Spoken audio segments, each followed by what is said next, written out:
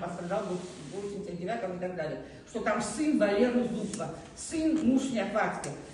Мы преклоняемся перед памятью их отцов. Понимаете ли это?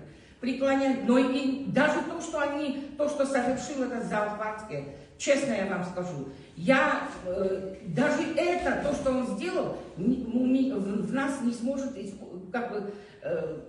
как-то убить, что ли, вот эту любовь к его отцу. Понимаете это? Мы его ставим пример нашим детям, нашим внукам, нашему обществу, и вдруг его сын выходит и говорит вот такое.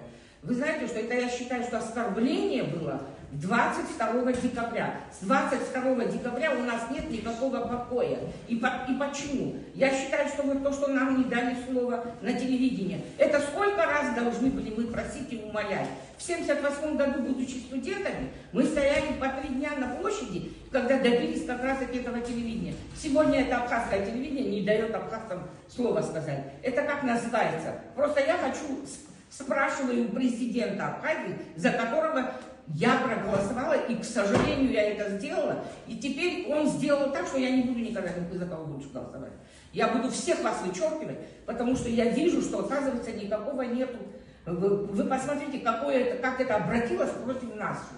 Да, может быть, я еще что-то...